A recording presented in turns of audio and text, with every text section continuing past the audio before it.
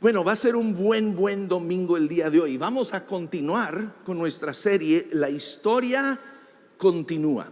La semana pasada vimos la vida de un joven llamado Felipe. Primero vimos Esteban y luego Felipe. Ahora vamos a ver otra persona que va a ser sumamente importante en el resto del libro de los Hechos, pero en este momento no es un seguidor de Jesucristo. De hecho, vamos a descubrir que es casi como un talibán, un terrorista en contra de la iglesia. Por eso hemos nombrado el título de hoy Poder para Salvar. ¿Ves? Dios tiene el poder para salvar a cualquier persona. No hay persona que puede escaparse del poder y la gracia de Dios. Dios puede alcanzar al más vil pecador, Dios puede alcanzar a la persona más religiosa, Él puede obrar. Y hoy vamos a ver el poder de Dios para traer salvación a la vida de las personas. Entonces empezamos. Hechos es el capítulo 9. Hechos 9 dice: Saulo, respirando aún amenazas de muerte contra los discípulos del Señor, se presentó al sumo sacerdote y le pidió cartas de extradición para las sinagogas de Damasco. Recuerden, Saulo, ya lo habíamos visto hace 2 capítulos cuando mataron a Esteban, ¿verdad? Saulo estaba allí, él era el que estaba cuidándole a todos, sus sacos. Él no aventó ni una piedra, pero él fue el autor intelectual de toda la obra. Y él ahora aquí está buscando cartas para ir a arrestarlos. Y le dice: tenía la intención de encontrar y llevarse preso a Jerusalén a todos los que pertenecían al camino, fueran hombres o mujeres. Este hombre, Saulo de Tarso, les quiero dar un poquito de su historia. Él es judío por sangre, pero es ciudadano romano. Como ciudadano romano, eso le da ciertas libertades y privilegios. Ahora, es un fariseo, que significa que es de los que ha estudiado toda su vida, ¿verdad? Las escrituras. Y no solo es él un fariseo, pero él es un hijo de fariseo. Y luego él estudió bajo un gran rabino conocido históricamente llamado Gamaliel. Entonces el hombre es sumamente religioso, conoce las escrituras al revés y al derecho, lo que eran las escrituras en ese tiempo, lo que era el Pentateuco y algunos otros de los libros de los profetas. Y es un hombre sumamente apasionado por la religión hebrea, y se convierte en este hombre que odia el nombre de Jesucristo, odia a todas las personas que confiesan el nombre de Jesucristo. Entonces él arma un grupo de personas que van hacia esta ciudad llamado Damasco y van a ir a arrestar a todos los cristianos que ellos puedan encontrar. Pero en el camino hacia Damasco, este hombre, Saulo de Tarso, va a tener un encuentro con Jesucristo. Dice: y en el viaje sucedió que al acercarse a Damasco, una luz del cielo relampagueó de repente a su alrededor. Hay personas que poco a poco Dios empieza a obrar en sus vidas. Poco a poco van acercándose, queriendo conocer un poco más del evangelio, y poco a poco Dios los va trayendo. Pero hay otras personas que, como aquí Saulo, es un de repente. De repente. Dios puede obrar en la vida de tus familiares, tus parientes, tus amigos que están lejos de Dios. Dios puede hacer una obra paulatina en ellos, o Dios puede hacer un de repente.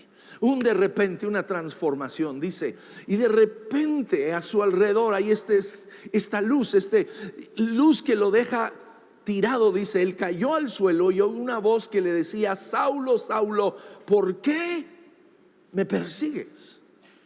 Y fíjense la respuesta. La respuesta de Saulo es interesante porque él le responde y le dice: ¿quién eres? ¿Qué es la palabra? Señor. ¿Quién eres? Señor. De repente Saulo de Tarso reconoce que está en la presencia de una autoridad superior a él. Y lo llama ¿qué? Señor. Señor. Él ha estado luchando contra Jesucristo. Él odia a Jesucristo y a los seguidores de Jesucristo. Pero cuando se enfrenta delante de él, reconoce que es una autoridad superior y lo llama Señor. Y Jesús le contesta, dice: yo soy Jesús a quien tú persigues. Le contestó la voz: levántate, entra en la ciudad, que allí se te dirá lo que tienes que hacer. El encuentro que tiene Saulo de Tarso con Jesús trae un impacto fuertísimo a su vida. Este hombre orgulloso, este hombre religioso, este hombre lleno de ira y de coraje, de repente se encuentra tirado en el piso, mirando hacia el cielo a una luz que no lo deja ciego, diciendo: Señor. Se levanta de allí y dice que no podía ver. Hay como escamas sobre sus ojos. Y el hombre obedece a lo que Jesús le había dicho. El evangelio tiene que tener un impacto sobre tu vida y mi vida. Cuando tú y yo hacemos esa oración invitando a Jesús a nuestra vida, si no hay ningún cambio, si no hay una transformación en nuestra vida, tú y yo no hemos tenido un encuentro con Jesucristo. Tú y yo solo hemos repetido un rezo. Pero un encuentro con Jesucristo nos va a cambiar. El hermano Wayne Myers, que es realmente un apóstol en México, y él siempre dice: si el evangelio no te ha cambiado, el evangelio no te ha llegado. Cada uno de nosotros necesitamos poder decir: cuando Cristo vino a mi vida, X cambió, algo fue diferente en nuestra vida. Y si nada cambió, si tu vida antes de Cristo y después de Cristo sigue igual, entonces yo quiero decirte: no has tenido un encuentro con Jesucristo. Has tenido un encuentro con una religión, con una filosofía, pero la persona de Cristo nos va a transformar. Va a transformar nuestras vidas. Ahora, Pablo se encamina entonces a Damasco. Se encuentra allí por 3 días sin comer, sin poder ver, orando. Dice: había en Damasco un, ¿qué es? ¿Un qué? Discípulo. Ahorita vamos a ver lo que es un discípulo y lo que es un seguidor de Jesucristo, porque no todo seguidor de Jesucristo es discípulo de Jesucristo. Podemos ser seguidores, ser salvos, que vamos a ir al cielo por toda la eternidad, pero no ser discípulos de Jesucristo. Dice: había un discípulo llamado Ananías, a quien el Señor llamó en una visión. Ananías. Y luego fíjense su respuesta: aquí estoy, ¿qué? Señor, de nuevo. Tanto Saulo de Tarso, cuando se enfrenta con esta luz que lo deja ciego, y esta voz que le está hablando reconoce esa una autoridad superior, lo llama Señor. Un discípulo de Jesucristo, escúchame, a diferencia de uno que solo es seguidor de Jesucristo, un discípulo de Jesucristo reconoce que Jesucristo es el Señor de su vida. El Señor, el que manda en su vida, el que da las órdenes en su vida, el que dirige su vida. Es un seguidor de Jesucristo, puede seguir a Jesucristo, pero un discípulo de Jesucristo obedece a Jesucristo. No solo los sigue, sino que obedece sus ordenanzas. Dice, anda, ve. ¿Ves? Un discípulo siempre va a ser enviado. Él nos envía a ti y a mí. Ve a la casa de Judas en la calle llamada Derecha y pregunta por un tal Saulo de Tarso. Está orando y ha visto en una visión a un hombre llamado Ananías, que entra y pone las manos sobre él para que recobre la vista. Entonces Ananías respondió, escúchenme aquí, de repente este discípulo se queda un poco paralítico. Le dice, Señor, reconoce, tú eres mi autoridad, yo te obedezco, eres Señor, pero he oído hablar mucho de ese hombre y de todo el mal que ha causado a tus santos en Jerusalén. Él ya había oído de la matanza de Esteban, él ya había oído de todos los otros que habían sido puestos en la prisión. Él conocía muy bien a este hombre. Es como cuando tal vez el Chapo andaba en su mero apogeo, que Jesucristo viniera contigo y te dijera, ve a la casa tal, vas a hablar con el Chapo Guzmán y le vas a hablar de mí, y tú bla bla bla bla bla bla bla. Se le juntó la familia, lo entendemos, ¿verdad? Se le juntó la familia. Dice, Señor, espera. Ahora lo tenemos aquí, dice, autorizado por los jefes de los sacerdotes para llevarse presos a todos. Se le está diciendo, Señor, me estás pidiendo que vaya para que me arresten, para que me pongan en la prisión. Dice, a los que invocan tu nombre. Pero Jesús de nuevo, ¿qué le dice? Ve. ¿Ves? Jesucristo en veces nos va a pedir a ti y a mí hacer cosas que no son cómodas. Jesucristo, como el Señor sobre tu vida y mi vida, Él piensa, Él cree que tiene el derecho sobre nuestras vidas. ¿Me oyeron? Todos se quedaron muy calladitos. Él tiene el derecho sobre mi vida de decirme, ve, háblale al Chapo Guzmán, ve, háblale a esta persona, y tú bla bla bla bla bla bla. Dice, ve, insistió el Señor, porque ese hombre es mi instrumento escogido para dar a conocer mi nombre, tanto a las naciones y a sus reyes como al pueblo de Israel. ¿Qué es la diferencia entre un discípulo y un creyente? Un creyente cree en Jesucristo, tal vez ha confesado a Jesucristo como su Salvador y quiere escaparse del infierno, quiere pasar la eternidad en el cielo. Pero un discípulo no solo ha creído en Jesucristo, confesado a Jesucristo, pero obedece a Jesucristo. Tú y yo, ¿cuál somos? ¿Somos solo creyentes o somos discípulos de Jesucristo? Un discípulo obedece. Un discípulo va a donde Jesús le envía, sea conveniente o no. Y luego dice, Ananías se fue. Era un verdadero discípulo. Era un verdadero discípulo este hombre, porque cuando Jesús le pidió algo que ponía en peligro y riesgo su vida, él obedeció. Él obedeció. Y llegó a la casa, le impuso las manos a Saulo y le dijo, hermano Saulo. ¿Cómo le dice? Hermano Saulo. Entre el encuentro que Saulo tuvo con Jesús y la visita de Ananías, Saulo había entregado su vida a Jesucristo. Saulo había reconocido, este es Dios, y yo le entrego mi vida. Y le dijo, el Señor Jesús que se te apareció en el camino me ha enviado para que, y vamos a ver dos cosas, recobres la vista y seas lleno del Espíritu Santo.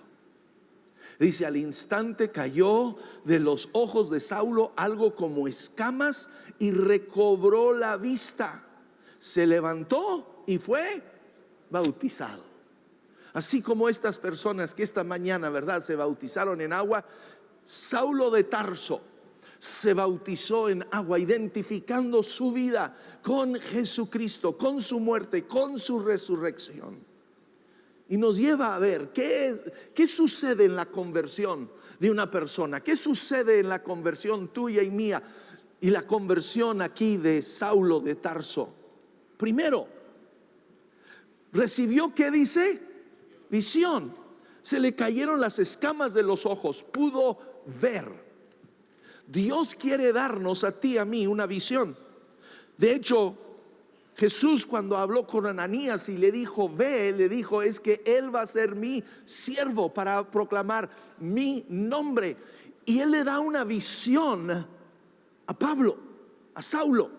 Le da una visión del propósito de su vida, el propósito de su existencia. Le dio una visión de su condición sin Cristo y su condición en Cristo y el propósito que Dios le da.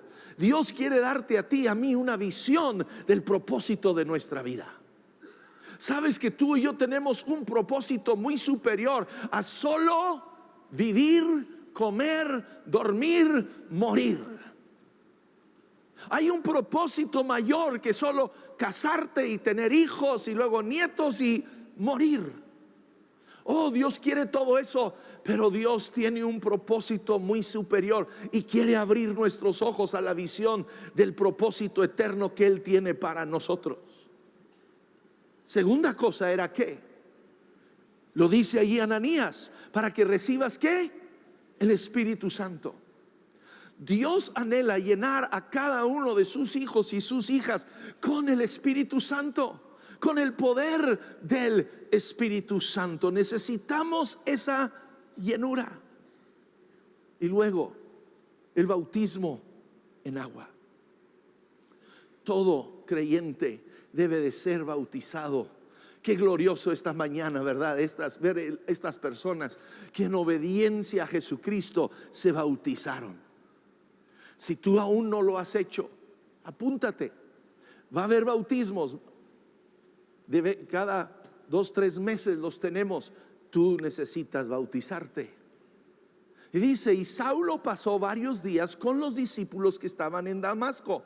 Y enseguida se dedicó a predicar en las sinagogas, afirmando que Jesús es el Hijo de Dios. Entonces volvemos. Dios le da una visión de su propósito en esta vida, es llenado con el Espíritu Santo, es bautizado en agua. ¿Y qué empieza a hacer inmediatamente? Inmediatamente, escúchame, empieza a ¿qué? A hablar, a proclamar el nombre de Jesucristo. Cada uno de nosotros, después de tener un encuentro con Jesús, tú y yo también debemos de empezar a compartir nuestra fe con aquellos que conocemos que están lejos de Dios. Todo discípulo de Jesucristo comparte de su fe con los que no le conocen. Pero tristemente las estadísticas nos dicen que el 90%, óiganme, el 90% de los cristianos no han compartido su fe con nadie fuera de su propia familia.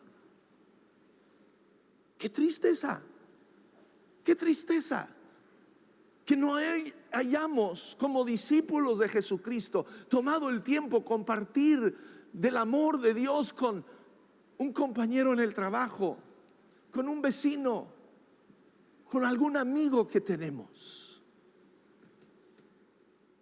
Ahora, Saulo de Tarso, todos sabían quién era. Era famoso. Era este terrorista famoso que había venido a Damasco, que iba a llevarse a los cristianos presos. Y ahora de repente, en lugar de estar arrestando a los cristianos, está predicando de Jesucristo. Y la gente está rascándoles la cabeza diciendo, ¿qué no es Saulo? ¿Qué no vino a arrestar a los cristianos? Y ahora está hablando en el nombre de Jesucristo. Entonces empiezan a llenarse de coraje contra él y hacen un plan de que lo van a matar. Empiezan a buscar ver el momento en donde lo pueden agarrar. Y están cuidando, como eran ciudades que eran amuralladas y tenían cierto número de puertas donde uno podía entrar y salir de la ciudad. Entonces ponen gente en todas las entradas y salidas de la ciudad a vigilar y cuidar, diciendo: el momento que este hombre quiere salir de aquí, lo agarramos y lo matamos. Aquí le ponemos fin a su vida. Se enteran los cristianos, le informan: oye, Saulo, te están queriendo tomar preso para matarte.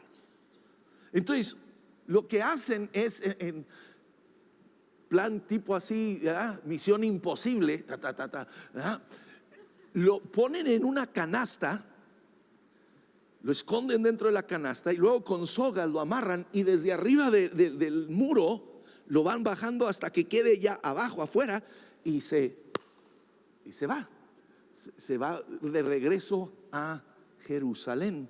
Ahora, cuando llega a Jerusalén, él quiere incorporarse a la iglesia, él quiere juntarse con los otros discípulos, empezar a conocer más de la palabra de Dios con ellos, pero todos le tienen miedo. Están pensando: este es el que estaba ahí cuando mataron a Esteban, este es el que nos ha estado arrestando a todos. Le tienen miedo. Nadie de la iglesia se quiere acercar con este hombre. Dice entonces Bernabé. Vamos a escuchar de Bernabé varias veces. ¿Se acuerdan? Escuchamos de Bernabé cuando vendió un terreno y entregó todo el dinero a los discípulos. Pues aquí lo encontramos de nuevo. Dice: lo tomó a Saulo a su cargo y lo llevó a los apóstoles. Saulo les describió en detalle cómo en el camino había visto al Señor, el cual le había hablado, y cómo en Damasco había predicado con libertad en el nombre de Jesús. Así que se quedó con ellos y andaba por todas partes en Jerusalén, hablando abiertamente en el nombre del Señor. Entonces, ¿qué vemos? En una conversión, ¿qué debe de suceder? Uno, tenemos una visión primeramente de nuestro pecado, de la redención de Jesucristo y luego del propósito que Dios trae a nuestras vidas, una llenura del Espíritu Santo, un bautismo en agua. Empezamos a compartir nuestra fe y luego ¿qué sucede? Él forma comunidad. Saulo se integra en la iglesia. Él no era un llanero solitario, a pesar de que él conocía las escrituras, a lo mejor mucho mejor. Miren, él era un fariseo, hijo de fariseo, estudiado bajo Gamaliel, y aquí de repente se está sentando para escuchar a un Pedro, pescador, que ni terminó la primaria, predicando. Pero él sabía que tenía que ser parte de esta comunidad y aprender de la fe en Cristo Jesús. Tú y yo tenemos que formar comunidad. Y eso no era nomás ir los domingos, me siento 1.5 horas en los domingos y me voy. No, era formar relación con otros creyentes, ser parte de los grupos. Amigo, escúchame, tú y yo necesitamos formar comunidad con el cuerpo de Jesucristo. No es suficiente solo venir los domingos. Tú y yo necesitamos tomar ese paso donde yo empiezo a formar relación con otros creyentes, donde yo empiezo a convivir con ellos, a comer con ellos, a orar con ellos, a formar comunidad. Ahora, de nuevo, en Jerusalén, los religiosos. ¿Qué pasó con Saulo? Era uno de los nuestros. Le dimos cartas para ir a Damasco, para arrestarlos, y ahora regresa hablándonos de Jesucristo. Entonces en Jerusalén de nuevo se arma un plan de que lo van a tomar preso y lo van a matar a Saulo. Porque ahora el que antes era el campeón de ellos, atacando a los cristianos, ahora es el campeón de los cristianos, proclamando el nombre de Jesús.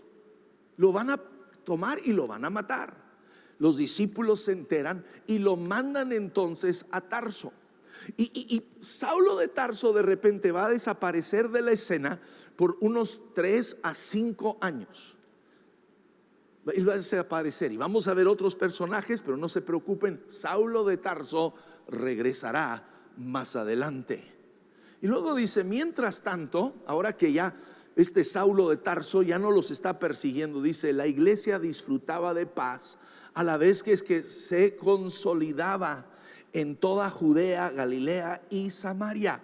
Ahora, ¿cómo es que la iglesia se consolidaba? Quiero ver dos cosas, dos elementos tan importantes para la consolidación, el crecimiento de la iglesia de Jesucristo. Dice, pues vivía en el temor del Señor e iba creciendo en número, fortalecido por el Espíritu Santo. ¿Okay? Entonces la iglesia crecía por dos cosas: el temor del Señor, ¿okay?, y el mover del Espíritu Santo en medio de ellos. El temor del Señor, escúchenme, no es un temor de ay, Dios me va a castigar. Es una reverencia, reconocieron, Dios no solo es mi Salvador, Dios es mi Señor.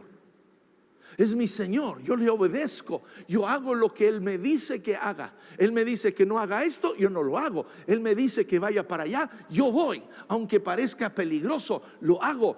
Esa obediencia, ese temor al Señor es lo que trae un crecimiento a la iglesia. Y es algo que necesitamos hoy en día. Amigo, amiga, cada uno de nosotros, empezando con un servidor, necesitamos tener un temor reverente de Dios, donde Dios, si Él me dice haz esto, lo hago. Si Él me dice deja de hacer aquello, yo dejo de hacerlo. ¿Por qué? Porque Él es Señor de mi vida. Y luego el segundo elemento que trajo crecimiento era un mover del Espíritu Santo. Tú y yo necesitamos anhelar y desear el Espíritu Santo en nuestras vidas, en la vida de la iglesia, cada uno de nosotros. Mi padre, muchos de ustedes lo llegaron a conocer, conocido como el hermano Víctor. Vivíamos primero en Ciudad Juárez, de allí nos mudamos a Chihuahua. Estuve allí en Colegio Palmore, los de Chihuahua, y luego de Chihuahua nos mudamos a La Junta, Chihuahua, con el plan de evangelizar, predicar el nombre de Jesús. Y igual como en Hechos, hubo resistencia.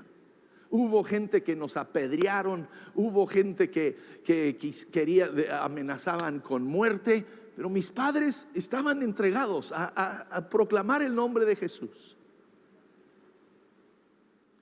Pero no estaban teniendo muchos resultados. Mi padre entonces va a San Diego, Tijuana, a una clínica donde aprendió a ser dentista, misionero.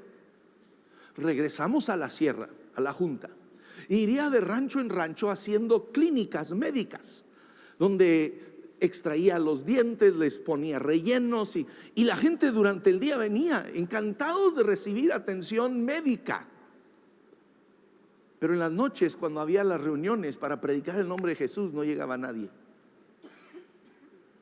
Y mi padre estaba frustrado, listo para aventar la toalla, cuando en eso tuvo un encuentro con el Espíritu Santo. Y el Espíritu Santo viene poderosamente sobre mi padre, empieza a hablar en lenguas, se desata en él algo que había recibido muchos años antes, pero lo había enterrado por temores, por prejuicios religiosos. Y de nuevo el Espíritu Santo empieza a fluir en su vida, y el don de hablar en lenguas y orar en lenguas, y regresa a la sierra y empieza a ver a Dios hacer cosas maravillosas. Empieza a ver sanidades y empieza a ver gente convirtiéndose a Jesucristo. ¿Por qué? Porque no solo era la predicación de la palabra, pero ahora acompañado con el poder del Espíritu Santo. Familia Vino Nuevo, no sé cómo hacerle, pero necesitamos todos nosotros tener una hambre por el poder del Espíritu Santo. Debemos de tener un hambre por el don de hablar en lenguas. Dice la Escritura que cuando tú y yo hablamos en lenguas, es una oración que nos edifica a nosotros mismos, edifica nuestro espíritu. Es algo que todo creyente debiera de anhelar y desear en su vida, esa llenura del Espíritu Santo y ese fluir de ese don. Ahora dice Pedro, que estaba recorriendo toda la región, fue también a visitar a los santos que vivían en Lida, y allí encontró un paralítico llamado Eneas que llevaba 8 años en cama. ¿Okay? No era algo que se había caído el día anterior y se quedó falseado. No, 8 años sin poder caminar este hombre. Y a Eneas le dijo Pedro: Jesucristo te sana. ¿Quién es el que hace la obra? Jesucristo. Jesucristo. Tú y yo tenemos que entender eso. El que hace la obra es Jesucristo. No es una persona, no somos tú y yo, aunque Dios nos usa como un instrumento, pero Él es el que hace la obra. ¿Cuántos de ustedes en su casa tienen luz eléctrica? ¿Cuántos? Más bien, ¿quién no tiene? Todos tenemos luz eléctrica. ¿Y cuántos saben que hay un switch que usted le sube y prende la luz? ¿Cuánto? Ahora usted a ese switch le dice: oh, gracias switch por darme luz. No, la luz viene de la comisión, ¿verdad? De electricidad. Ellos envían la electricidad a tu casa. Ese switch es solo un instrumento para hacer la conexión con tu foco para que prenda. Tú y yo tenemos que entender, tú y yo solo somos el switch, pero el poder viene de Jesucristo. Es Jesucristo el que hace la obra.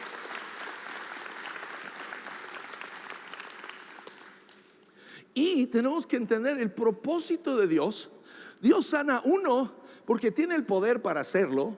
2, porque Él nos ama, y Él ama a la humanidad, aún a los más pecadores. Dios los ama y Dios los puede sanar y los quiere sanar. Pero el tercer propósito, escúchame, es para guiarnos a Jesús. Dice: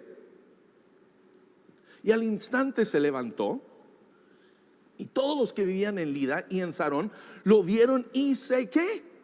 Convirtieron al Señor. La sanidad de este hombre, Eneas, este paralítico, produce un resultado de que la gente quede asombrada y reconozca: Jesús es Dios, Jesús es el sanador, y le entregan su vida a Jesús. Y entonces Dios empieza a obrar por medio de Pedro sanidades poderosas. Ahora, ¿era Pedro el que lo sanaba? No, es Jesús, pero lo hacía a través de Pedro. Jesús hoy en día aquí en El Paso, en Chihuahua, en San Antonio, en el West Northeast, Él quiere hacer sanidades. Hay gente que Él quiere tocar. Él lo quiere hacer, pero lo va a hacer a través de nuestras vidas.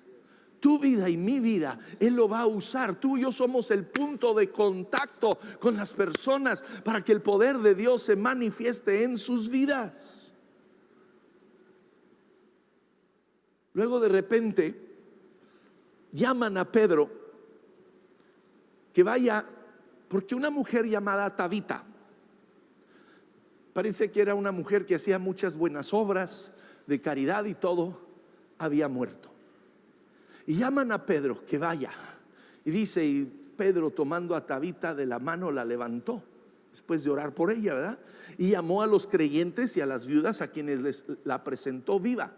Y la noticia se difundió por todo Jope, y muchos que creyeron en el Señor. De nuevo vemos el propósito de los milagros es traer la revelación de que Jesucristo es Dios y traer arrepentimiento y convicción a las personas. El propósito por el cual Dios quiere obrar a través de tu vida, al orar por alguien en tu trabajo, o alguien en Walmart o en donde sea, que tú y yo sepamos, es para que Jesús sea revelado a las personas. Termino. Y los de la alabanza pueden ir subiendo, porque luego se me olvida llamarles. ¿Qué acción vamos a tomar tú y yo en esta semana? Porque ves, la palabra de Dios no es nomás para llenarnos a ti y a mí de información y que la repitamos. No. Dios quiere llevarnos a ti y a mí a actuar, a hacer algo. Entonces, ¿qué vamos a hacer? ¿Qué quiere Dios que tú y yo hagamos en esta semana? 1, reconocer y pedir de Dios que te dé visión del propósito eterno de tu vida. Que Dios te dé una revelación del propósito eterno que Él tiene para tu vida. Hay un propósito eterno, no solo para los que se paran en una plataforma, para cada hijo de Dios. Hay un propósito eterno para cada hijo y cada hija. Y luego, ¿qué quiere Dios que hagamos? Que tú y yo anhelemos, busquemos ser llenos del Espíritu Santo. Si no hemos sido bautizados en agua, bautizarnos en agua. Y luego, ¿qué? Compartir nuestra fe. Que tú y yo empecemos. No importa si hoy te convertiste a Cristo o hace 20 años, podemos empezar el día de hoy a compartir nuestra fe con alguien, a compartir de lo que Dios ha hecho en nuestra vida con alguien. Y luego, ¿qué vamos a hacer? Orar en fe. Yo quiero desafiarte esta semana, que tú estés con los oídos abiertos. Y tú escuchas a alguien: hoy me duele esto, ay, tengo este problema, ay, esto sucedió con mi hijo en la escuela. Que estemos atentos para en cada uno de esos instantes decir: ¿me dejarías orar por ti?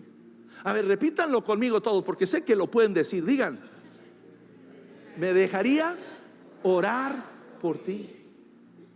Y luego tú y yo, escúchame, la presión no está sobre ti. Tú y yo no vamos a hacer el milagro. Tú y yo solo somos el punto de contacto donde tú y yo le decimos: Dios, ven y obra en su vida. Manifiéstate, manifiesta tu gloria, manifiesta tu poder a esta persona. Entonces, esta semana todos nosotros vamos buscando a alguien por quien orar. ¿Amén? ¿Sí? Vamos poniéndonos sobre nuestros pies. Vamos poniéndonos sobre nuestros pies. Pues esta historia va a continuar esta semana en tu vida. Esta historia continúa. Hechos no se ha acabado. Hechos de los Apóstoles continúa esta semana en tu vida. En tu vida, en tu trabajo, con tus amigos. Porque tú y yo somos las manos de Cristo. Tú y yo somos la voz de Cristo en medio de nuestra ciudad, en medio de nuestra comunidad. Levanta tus dos manos así. Dile: Dios, quiero ser tu discípulo. Iré a donde me envías. Haré lo que me pidas.